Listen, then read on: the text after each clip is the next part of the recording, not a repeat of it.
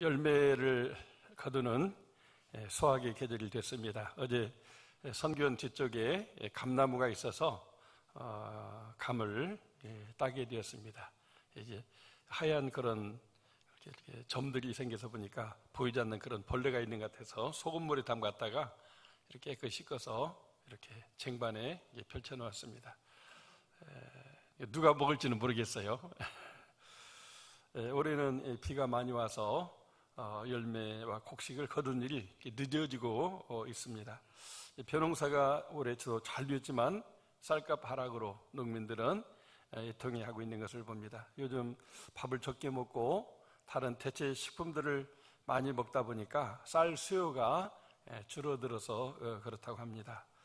지난 명절에 고향에 가서 황금 물결치는 그 김제 들녘을 기대했으나 저희 그 고향 들녘에는 푸르름이 넘쳐나고 있었습니다. 왜 그런가 했더니 벼농사를 짓게 되면 수입이 적은데 콩농사를 지으면 계약재배이기 때문에 수입이 배로 많다고 하는 얘기를 듣고 그 염분이 이 바탕에 있는 그 토지이기 때문에 또 콩농사가 잘 돼가지고 그렇게 온통 이렇게 콩농사를 짓고 있는 것을 보게 되었습니다. 그렇지만 우리는 쌀농사가 주력인 나라로서 또 우리가 열심히 또 밥도 해먹고 또 이렇게 콩도 먹고 살아야 되겠죠. 감사한 것은 저희 교회가 이렇게 만나오를 쉬게 되면서 매주일 이렇게 쌀을 한 10포대씩 갖다 놓게 되는데 항상 보면 일주일 정도 지나면 10포대가 다 없어져요. 이번 주로 보니까 20포대를 사다 놨더라고요. 그래서 이 마을에는 또 여러 개척교회들이 있는데 이렇게 교회가 어려워져서 먹고 살기가 없다고 하는 그런 교회도 연락을 받습니다. 저희 교회 오라고 그래서 쌀을 이렇게 한 2포대씩 드리게 되는데 너무 이렇게 감사하다고 이렇게 얘기를 합니다. 여러분들도 주변에 또 먹고 살기 힘든 분들이 계시다면 또 그렇게 쌀을 가져다가 이렇게 나누어 주시고 함께 더불어 상생하는 그런 삶을 살면 좋겠습니다. 곡식과 열매가 있으므로 우리가 살아가게 되는 것이니까 우리가 살면서 우리도 이런 영적인 어떤 신앙인으로서의 어떤 그런 열매를 맺어서 함께 살아가는 좋은 세상을 만들어가도록 우리가 힘쓰면 좋겠습니다. 우리가 잘 아는 오늘 본문 말씀인데 2절을 보면 열매 맺는 가지라는 말과 열매 맺지 못하는 가지가 있다고 말씀해주고 있습니다. 예수님이 참 포도나무고 거기에 접붙여진 그 가지들이 오늘날 우리 성도들인데 그 성도들 중에는 열매 맺는 가지처럼 열매가 있는 신앙인이 있고 열매를 맺지 못하는 또 신앙인이 있다고 하는 것을 암시해주고 있는 말씀이기도 합니다.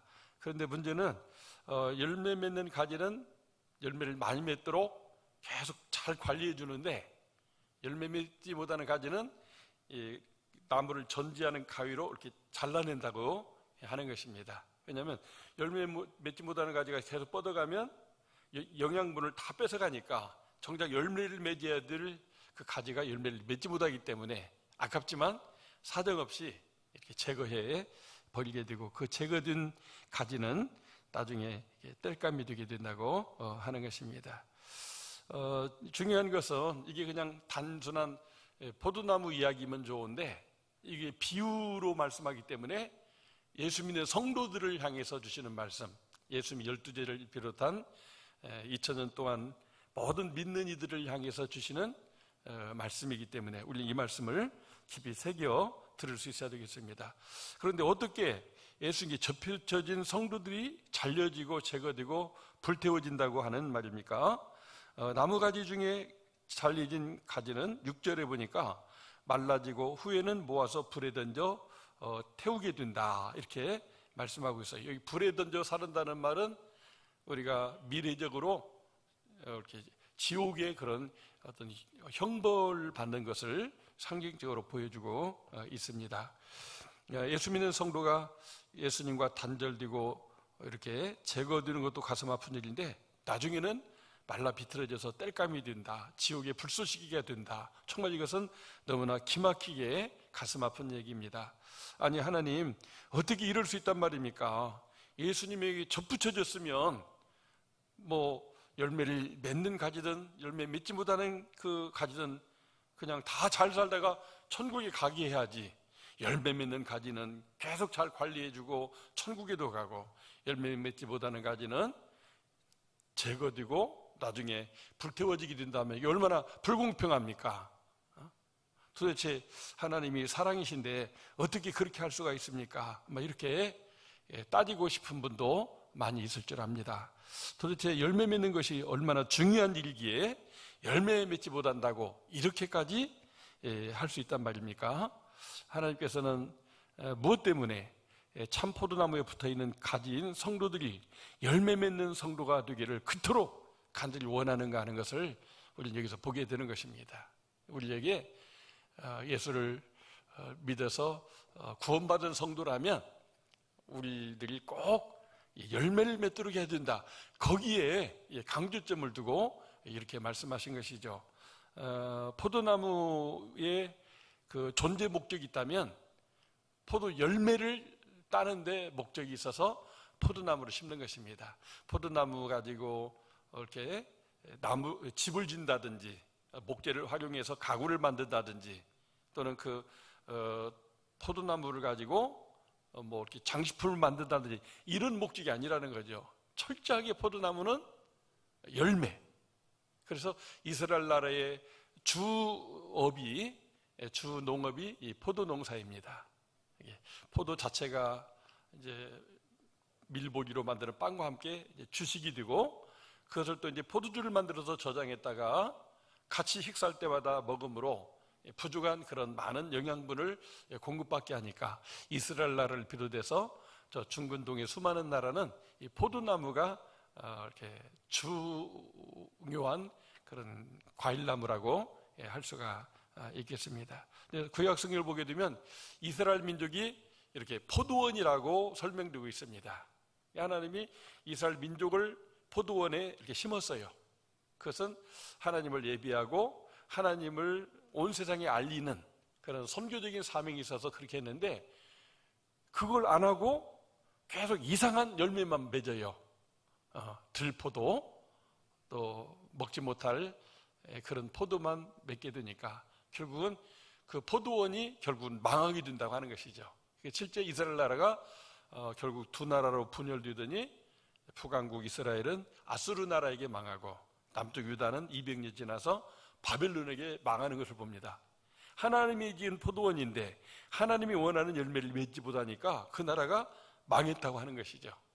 근데 이제 그 나라가 망한 다음에 또 몇백 년 지나서 하나님이 거기다 참포도나무 새로운 종자를 심었어요.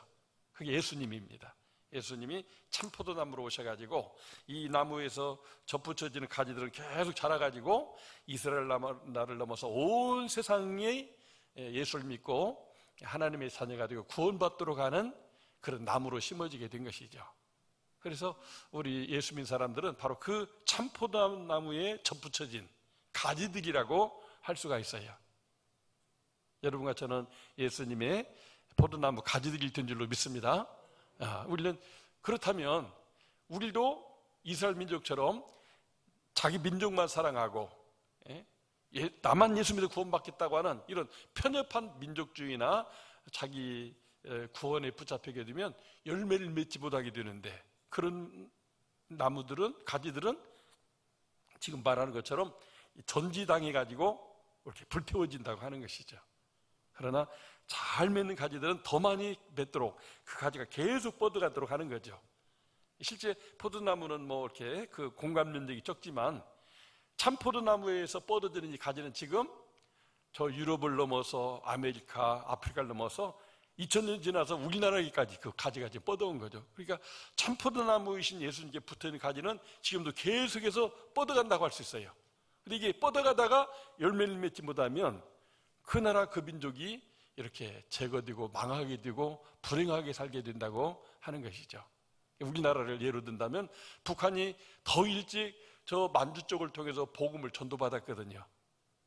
근데 열매를 맺지 못하고 예수님 믿는 그 가지로 뻗어가는 게 아니라 공산주의라고 하는 다른 체제를 가지고 예수 믿는 사람들을 다 죽이고 가두고 성경책을 불태우고 교회당을 없애니까 결국은 가장 세상에서 불행한 나라, 저주받은 나라, 참 그 땅에서 살아간 사람들은 지옥 같은 그런 삶을 살아가고 있죠. 그런 반면 우리 남한 땅의 복음이 늦게 전해졌지만 이 가지가 잘 뻗어와가지고 막 이렇게 열매가 무성하니까 우리 장로님 기도한 것처럼 1000만 성도로 발전하고 또 이렇게 3만 명의 선교사를 파송하면서 세계에서 흩어진 800만 명과 함께 우리 한국인이 모인 곳은 어디에나 이 교회당이 세워져서 계속해서 거기서 또 이 우리가 받은 가지를 그곳으로 연결해서 그 나라에 막 이렇게 열매 맺는 가지를 펼쳐가고 있는 것을 보게 됩니다. 우리는 결국 이제 나에게 주시는 말씀, 우리 말씀을 받아서 나도 이 가지로 지금 됐는데 내 가지가 계속 열매 맺지 못하고 뻗어가면 이게 잘라질 수 있다는 거예요. 그러나 내 가지가 열매를 맺고 지금은 적지만 하나님의 때가 되어서 많은 열매 맺을 것이다, 그런 기대감을 가지고 막 계속 양분을 빨아들이고 열매 맺는 가지로 가게 된다면 계속해서 하나님께서 잘 관리해 주시고 주님의 그 진액을 막 계속 은혜를 공급해 주어가지고 우리로 하여금 참 저 땅끝까지 우리의 이 열매 맺는 가지가 뻗어가게 되는 그런 일에 쓰임받게 되는 것입니다. 우리 모두 그런 열매 맺는 가지가 되기를 주의 이름으로 축원합니다. 하나님은 이렇게 농부로 이렇게 표현되어 있는데 농사짓는 분의 마음이에요. 어떤 경우는 뭐 이렇게 무를 심었는데 이거는 저는 수지가 안 맞다면 그냥 갈아엎어요. 그리고 거기다 배추를 심기도 해요. 그렇죠?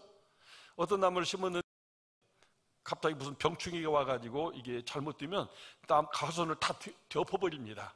거기다 새로운 목적하는 것을 심죠. 이 말은 하나님이 농부로서 농사짓는 것이 하나님 마음이듯이 우리 한 사람 한 사람 온 인류 만물을 이렇게 관리하고 경영하고 잘 되도록 하는 그 주권자가 우리 하나님이라고 하는 것입니다. 그러니까 우리는 지금 열매 맺는 가지로 하나님 우리를 지금 이렇게 관리하고 보호하고 계신 거예요. 할렐루야. 얼마나 감사합니까?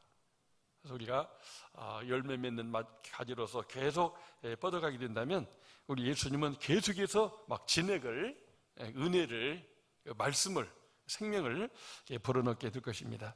그런데 이 포도나무 비유를 어떤 신학자들은 예수님이 마지막 십자가 앞두고 다락방에서 설교를 하셨는데 그 설교가 산상수훈처럼 3장으로 되어 있죠. 길게 되어 있죠. 근데 16장보다도 15장 이 포도나무 비유가 이 모든 예수님의 마지막 교훈의 결론이다. 그것을 마태복음에 보게 되면은 마지막으로 주는 그 교훈이 그 열처녀 비유, 또 달란트 비유, 양과 염소 비유인데 포도나무 비유가 바로 마태복음에서 말하는 그런 비유다.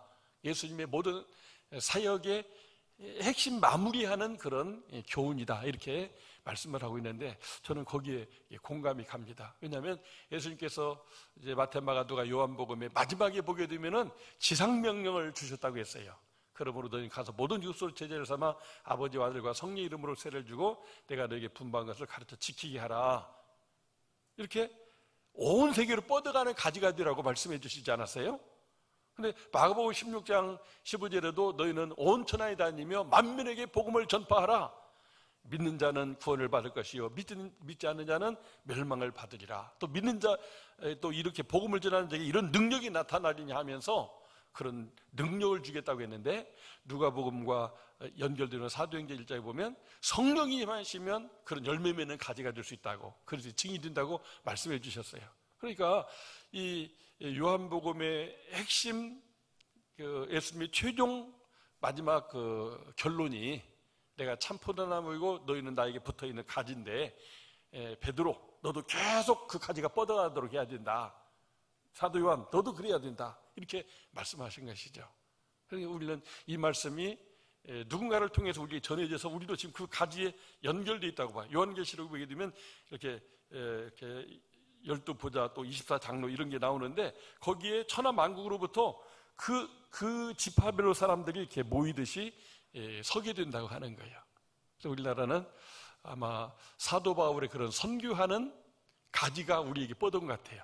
그래서 1000만 명밖에 안 되고 기독교 역사가 100년밖에 안 되는데 3만 명의 선교사를 파송했다는 것은 선교하는 가치가 우리에게 와가지고 우리도 열심히 선교하자. 이래서 세계 역사에 엄청난 이런 역사를 이루고 있습니다.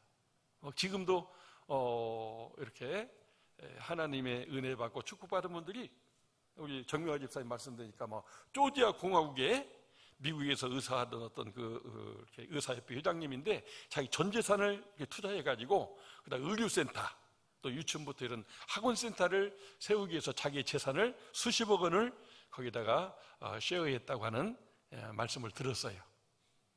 정말 나를 위해서 평생 내가 저축해 놓으면 그냥 이자만 받아도 사는 거 아니에요? 근데 그걸 송두리째 러시아 우크라이나 전쟁 나가지고 다 지금 조지아 공화국으로 사람 피난 오는데 그들이 병 들면 누가 치료해 주냐는 거죠. 그리고 예수 사랑으로 치료해 주면 그들이 전도되니까.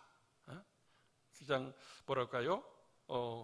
그 들포도 맺는 그 포도나무에 붙어 있는 가지들이 진짜 참 포도나무인 예수님께 접붙여져 가지고 내가 이렇게 죽을 뻔했는데 병들 죽을 뻔했는데 내가 이 선교병원 때문에 살게 됐다면 그 사람을 통해서 계속해서 또 생명을 살리는 참 포도나무 가지가 뻗어가게 된다고 하는 것이죠.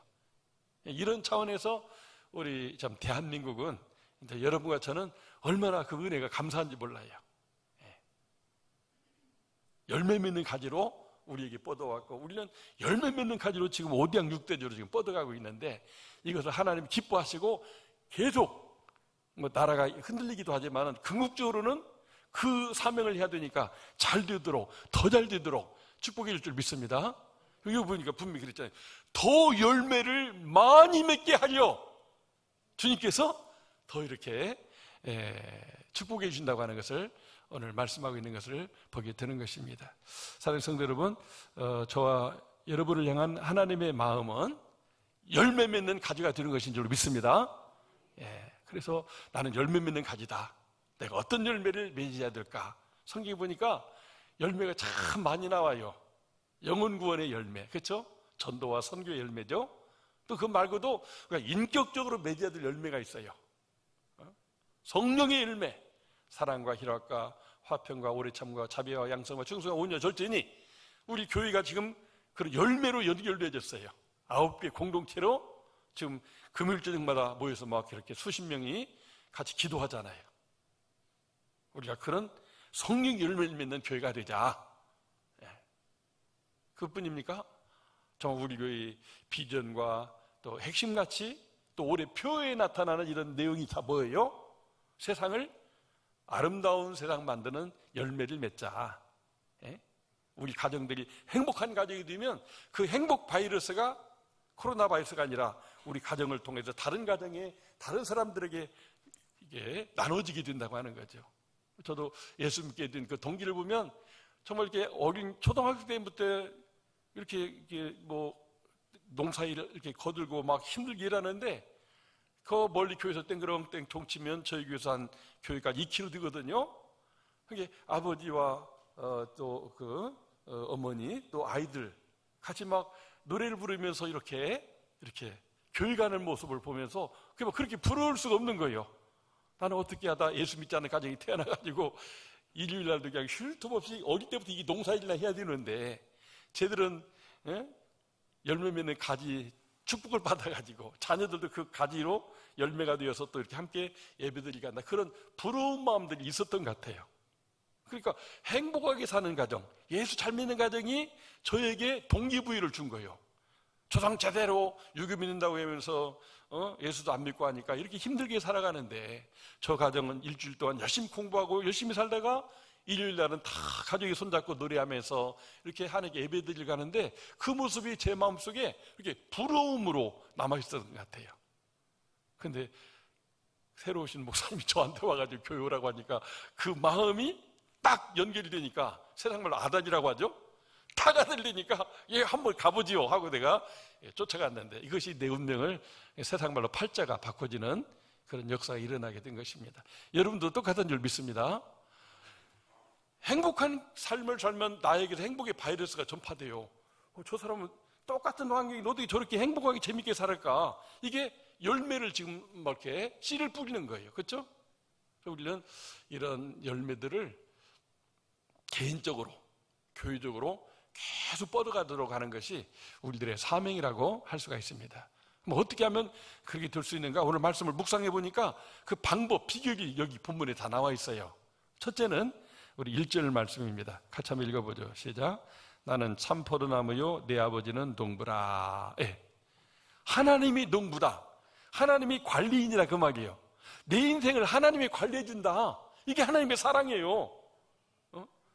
그 시편에 나오죠. 내 아버지와 어머니는 나를 버렸으나 고아가 됐죠. 여호와는 나를 영접하셨느니라. 우리가 아버지 어머니가 나를 제대로 뒷바라지 할 수 있는 여건이 아니에요. 실제로 그렇게 지금 생각해 보면 그렇게 할 수가 없었어요. 감사 덕잘 일이에요. 근데 하나님이 나의 관리자가 되고 내 아버지가 되고 나를 농사짓는 농부가 되면 내가 열매 맺는 가지로 이렇게 자랄 수가 있게 된다고 하는 것이죠. 그래 정말 성경은 뭐를 말씀합니까? 그 두꺼운 66권의 성경이 나를 성경을 읽는 그 사람을 향해서 하나님이 성부, 성자, 성령이 하나님인데 너를 사랑한다 이렇게 말씀하고 있는 그게 핵심이에요. 믿습니까? 네. 나를 사랑하신 하나님. 그러면 말을 바꾸면 나는 사랑받기 태어난 존재예요. 근데 그 사랑을 줄 수 있는 그런 전능함과 그 놀라운 그 사랑의 막 원천이 아니기 때문에 부모님은 다 해주지 못하는 거죠. 그러나 그 부분을 창조주, 전능자, 모든 것을 가능케 할 수 있는 그분이 우리의 아버지가 되고 농부가 된다면 정말 나는 사랑받게 태어난 사람인 것입니다. 그래서 저는 예수 믿기 전과 후가 완전히 인상이 바뀌어졌어요. 어제 새벽에 일찍 또 4시에 일어나서 오늘 새벽에 이렇게 보니까 집사람이 사진을 정리하다가 옛날 사진을 갖다 놔서 이렇게 사진을 보게 됐는데 제 거기 중학교 2학년 때 사진이 있더라고요. 어쩜 그렇게 못났는지. 지금과 이렇게 비교해보니까 천사와 악마 같아요. 그때는 그냥 정말 얼굴이 그냥 토끼만 있고 그냥 시커멓고 막 모든 게 엉망이고 무섭게 봐요. 제가 봐도 이게 나였나 내가 의심할 정도로. 지금 저를 보세요. 괜찮잖아요?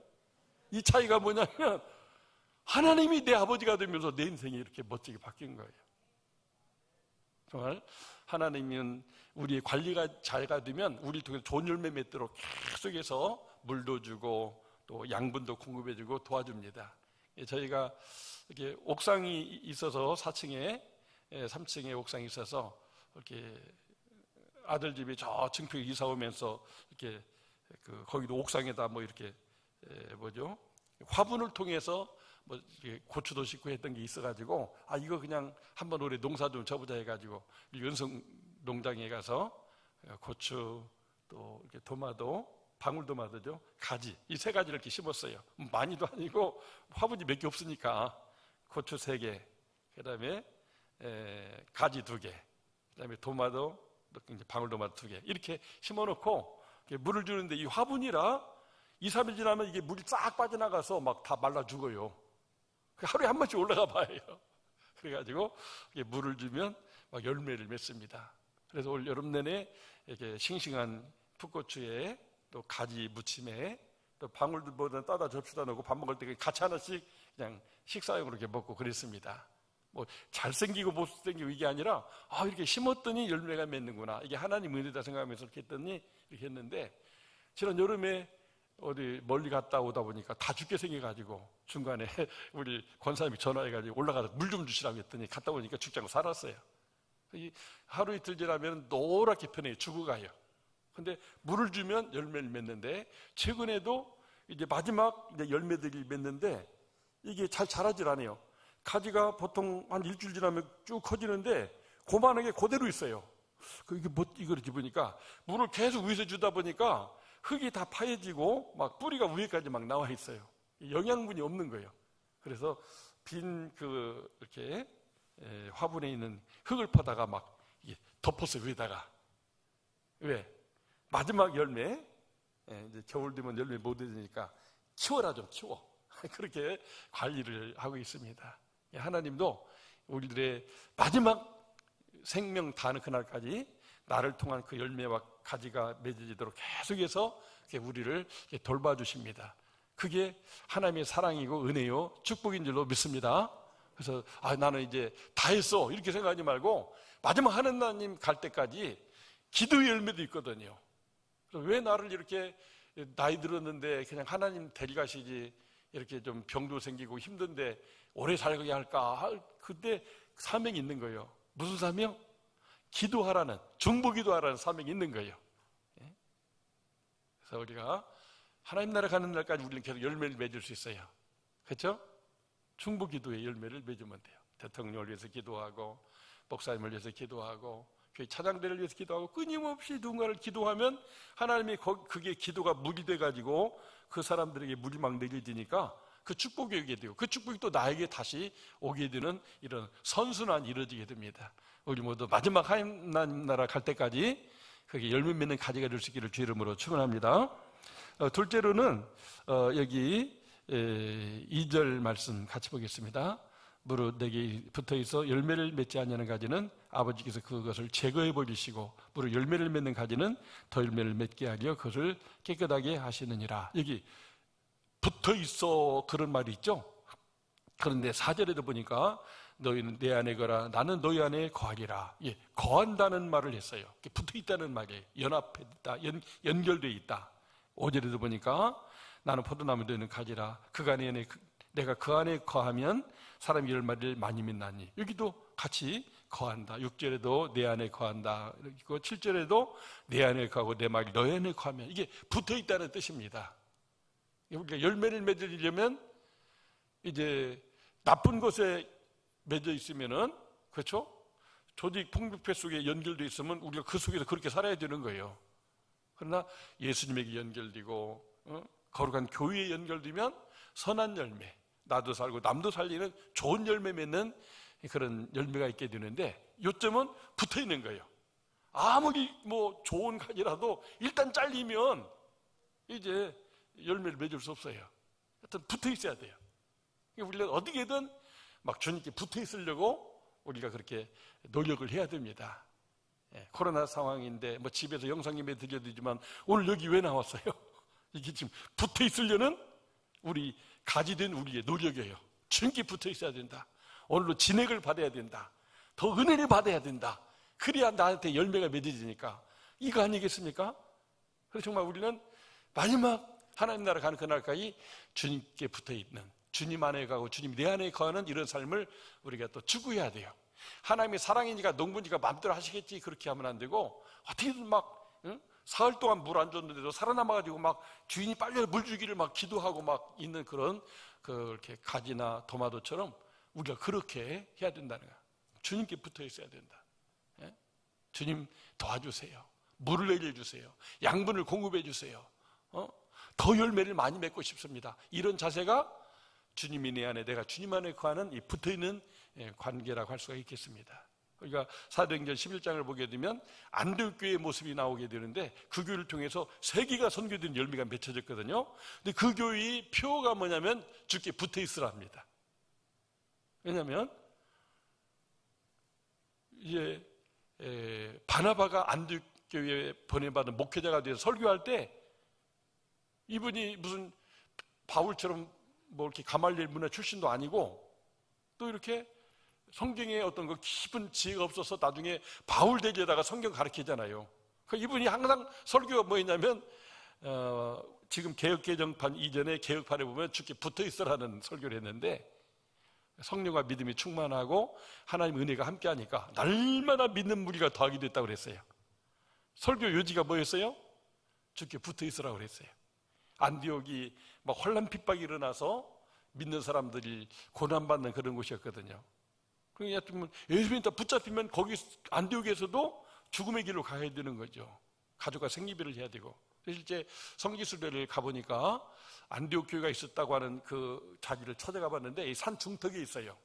왜 이렇게 높은 산턱에 예배 드리는 곳이 있었지 했더니, 아래 이렇게 항상 예배 드릴 때 보초가 저 아래에 섰다가 또 막 군병들이 창칼을 내고 무장한 가운데 막 이게 쫓아오면 막 여기서 줄을 당기면 막 비상종이 울리니까 예배 드리다가 빨리 도망을 치는데, 결국 산 위로 도망치면 산이 포위당하면 다 잡히는 거 아니겠어요? 그러니까 어떻게 했냐면 보니까 그 예배당 옆에 굴이 있으니까 거기다가 예배당을 세운 거예요. 굴에 직접 들어가 봤어요. 등친 사람 못 가요. 노마 군병들 다 힘이 세고 군복 입고 하니까 절대 거기 통과할 수가 없어요. 조그마한 굴인데 거기 이렇게 통과하면 거기서부터 그 동굴이 무려 한 8km까지 뻗어져 있대요. 다른 도시로 갈 정도로. 그러니까 예배 드리다가 비상벨이 울리면 막 그 굴 속으로 도망쳐가지고 살아남는 거죠. 이렇게 해서 안디옥교회가 참 환난과 핍박을 이기고 신앙을 지키면서 주님께 붙어 있으니까 거기서 바울과 바나바를 선교사로 파송하고 또 열심히 또 선교사를 후원하고 기도하는 가운데 세계 선교의 주역이 된 것을 보게 됩니다. 우리 전민주교회가 주님께 붙어 있으니까 우리 교회도 안디옥교회를 모델로 삼고 열심히 지난 29년 반을 지금 달려온 겁니다. 29년 반 동안 달려와서 이만한 교회가 됐다면 앞으로 또 30년 또 열심히 달려가게 된다면 더 많은 열매를 맺는 그런 안디옥교회 같은 그런 좋은 교회가 될 줄로 믿습니다. 그래서 우리가 개인적으로나 교회적으로 주님께 붙어 있어야 돼요. 붙어 있다는 말은 예배도 열심히 드리고 또 기도에도 막 열심히 하고, 그렇죠? 또 주님이 말씀하시면 하나님의 영광을 위해서 막 어디든지 순종하고 가는, 이게 붙어있는 그런 모습이죠. 그렇죠? 우리가 자동차 타이어에 비유한다면 이 자동차 타이어가 빠져나가 버리면 그 차가 달릴 수가 있습니까? 차가 전복돼서 다 죽게 되죠. 그러니까 붙어 있어야 돼요. 그래서 자동차 원리도 보면 붙어 있도록 이 나사 조임을 특별하게 해가지고 아무리 달려도 자동으로 이게 빠져나가지 못하게끔 달려가면 달려갈수록 더 단단하게 조여져서 이렇게 이탈되지 않도록 그렇게 하는 걸 봅니다. 우리는 내가 열매 맺는 가지가 되려면 다른 거 없어요. 예수님께 붙어 있어야 되고 주님이 내 안에, 내가 주님 안에 있고. 그래서 사도 바울의 신앙 고백의 핵심이 갈라디아 2장 20절 아니에요. 내가 그리스도와 함께 십자가에 못 박혔나니 이제는 내가 사는 것이 아니요 오직 내 안에 그리스도께서 사신 것이라. 내가 이제 사는 것은 나를 위하여 자기 목숨을 버리신 하나님 아들을 믿는 믿음 안에서 사는 것이라. 예수 안에서 주님께 붙어서 내 남은 생애를 살겠다 했을 때 사도 바울을 통해서 막 온 세계가 선교되는 이 엄청난 역사가 있게 되었음을 보게 됩니다. 끝으로 우리 7절 말씀 같이 보겠습니다. 시작. 너희가 내 안에 거하고 내 말이 너희 안에 거하면 무엇이든지 원하는 대로 구하라. 그리하면 이루리라 그랬어요. 여기도 이제 구하라 그랬죠. 구하라. 그리하면 이루리라. 근데 어떻게 구하느냐? 방법이 주님께 붙어있는 상태에서 주님이 어느 날 말을 주셔요. 말씀을 주셔요. 오늘 설교도 듣는데 어떤 말씀이 나한테 확 박혀가지고 그 말씀이 막 나를 사로잡는 거예요. 이게 말이 거하면 그겁니다. 저는 지금 보니까 다 성경으로, 말씀으로 그 말씀이 저에게 내 말을 임했어요. 와브라. 사람의 어부가 되라. 그렇죠? 가던 길 돌이켜 선지동산으로 가면 너를 지명하여 부른 내가 너를 이렇게 도와주리라. 말씀이 나는 항상 그의 기뻐하는 일을 행하며 결코 나를 혼자 두지 아니하셨느니라. 말씀이 저를 이렇게 붙잡게 돼요. 그 상태에서 그 말씀이 이루어지기를 기도하면 하나님이 이룬다는 것을 경험하게 됩니다. 우리가 역사상 많은 유인들이 있지만은 그리스도인으로서 세상에 빛을 발한 인물들 중에 미국의 그 아브라함 링컨 이렇게 보게 되면 그의 아버지 어머니 일찍 세상 떠나고 유산이라고 꼭 성경 한 권 딱 물려줬잖아요. 그래서 성경 한 권 들고 고아처럼 자랐는데 대통령이 되고 남북전쟁을 승리로 이끌고 흑인을 노예에서 해방해서 사람답게 사는 세상을 만나는 그런 자유민주주의를 이루는 그런 엄청난 일을 행하셨는데 그분이 바로 이 말씀을 붙잡고 기도한 거죠. 그래서 우리는 오늘 이 요한복음 15장 17절 이 말씀 하나를 나에게 네마의 말, 나에게 주는 말씀이다 이렇게 붙잡고 살면 정말 여기 이루리라 하시는 말씀이 이루어지는 것을 경험하게 됩니다. 저도 그걸 경험했어요. 제가 이게 이제 믿지 않는 가정에서 이렇게 신학교를 가게 되니까 뒷바라지가 안 되니까 학비 걱정, 날마다 먹고 사는 걱정, 기숙사비 내는 걱정하며 살았어요. 그래서 항상 그때 기도 제목이 이 말씀 붙잡고 너희가 내 안에 거하고 내 말이 너희 안에 거하고 무엇이 원하는 구하라고 그랬는데, 하나님 제발 이 신학교 졸업해서 목회자 되게 해주세요. 하나님 어떻게 했을까요? 신학교도 졸업하고, 신학교 졸업하기 전에 장가도 가게 해주셨어요. 맨주먹 빈터서리가. 하나님이 더해주신 거예요. 더해주신 거예요. 졸업만 해도 감사하겠다 했는데 신학교 졸업반데 결혼까지 하게 해주셨어요. 이게 하나님의 놀라운 응답이고 축복입니다. 믿으시기 바랍니다. 그의 나라 의를 구하면 더해준다고 말씀했잖아요. 더해주셔요. 그리고 이렇게 저는 시골교회, 제가 다녔던 시골교회가 그렇게 한 300명, 어른 아이들 해서 청년까지 그 당시 한 300명이 있는데, 내 평생 소원은 우리 나를 전도한 목사님처럼 이렇게 시골교회든 어디든 한 300명만 모이면 좋겠다, 그런 꿈을 가지고 이렇게 목회자가 됐는데, 저 구예배당 줄 때 300명 교회 아이들까지 하면 딱 맞겠더라고요. 그래서 내가 성공했다 했는데, 또 말씀이 또 임했어요. 그 유임식을 하는데 그 함경보 목사님이 오직 우리가 어디까지 이뤘더니 그대로 행하라. 정경 목사 이제 유임 목사도 됐고 예배당도 있고 교육관 됐으니까 이제 다 됐다고 게으름 피우면 안 돼. 지금까지 노력했으니까 이만큼 온 거니까 앞으로 계속 그렇게 하라고 하고 유임 목사 그 권면을 해주었는데, 그게 저에게 또 하나님의 내마의 말씀을 임했어요. 그렇구나, 맞네. 그래서 계속 처음 사랑, 처음 목회할 때 성도들 가정에 물 떠다주는 그런 마음 가지고 그렇게 열심히 달려왔더니 이렇게 하나님이 이 새성전도 허락하시고 정말 여러 배, 제가 꿈꾸던 교회보다 더 큰 교회로 부흥하고, 정말 세계 선교는 옛날 처음 와보라고 전도받을 때 생각도 못했는데 세계를 선교하는 교회에 선교사를 파송하게 된 것은 정말 이 말씀이 살아있는 말씀이요, 능력의 말씀이요, 우리에게 축복 주는 말씀이라고 하는 것을 믿으시기 바랍니다. 그래서 정말 기적이에요, 기적. 우리가 지금 이 기적 위에 지금 예배드리고 있어요. 이게 국가법으로 주택지역에 예배당이 이렇게 세워지는 것은 불가능하거든요. 재개발된 지역에. 근데 한시적으로 딱 그 시간이 1년 있는데 그 기간을 우리가 어떻게 알아내가지고 하나님이 알게 해주신 거죠. 이렇게 예배당을 친다고 할 때도, 저 예배당들은 그 돈이 많이 안 들었는데 이거는 한 30억 넘는 그런 돈을 들여야 되기 때문에, 또 돈이 없기 때문에 또 대출받아서 그 비싼 이자 내면서 예배당을 졌는데, 이제는 온전히 땅과 예배당을 하나님의 것으로 이렇게 유지재단에 가입시키게 되는데, 정말 생각해 보면 이게 놀라운 하나님의 응답입니다. 너희가 내 안에 거하고 내 말이 너희 안에 거하면, 우리는 불가능한데요. 대통령 백도 없고 저 건설부 장관 백도 없는데 어떻게 하지요? 그렇게 우리는 인간적으로는 불가능했지만 하나님이 이렇게 또 딱 때를 맞춰서 알게 해주시고, 우리가 믿음으로 해봅시다. 사람의 힘으로 능으로하는 게 아니니까 하나님의 신으로 할 수 있습니다. 우리 교역자 또 우리 장로님들 온 교회의 힘을 합치니까 이렇게 놀라운 이룸의 역사가 일어나게 됐어요. 우리 이 예배당이 기도를 하나님 응답한다고 하는 증거고, 살아계시다는 하나님 살아계시다는 증거고, 또 우리 기도를 응답하셔서 축복해 주셨다는 증거입니다. 할렐루야. 그래서 우리가 이걸 적용해야 돼, 내 삶에. 아니, 정은교 목사님에게 교회의 말씀에서 그렇게 이루셨다면 내 인생 문제도 많은데, 나도 기왕이면 인생 예수 믿고 열매 맺는 인생을 살고 싶은데, 하나님 나도 오늘 이 말씀 나에게 준 말씀으로 받겠습니다. 이 말씀으로 나를 지배해 주세요. 그래서 이 말씀 붙잡고 예배할 때마다 기도하고, 새벽에도 나와서 기도하고, 또 직장에서나 가정에서도 은밀한 시간에 묵상하며 기도하시면 좋겠습니다. 다시 한번 읽어보겠습니다.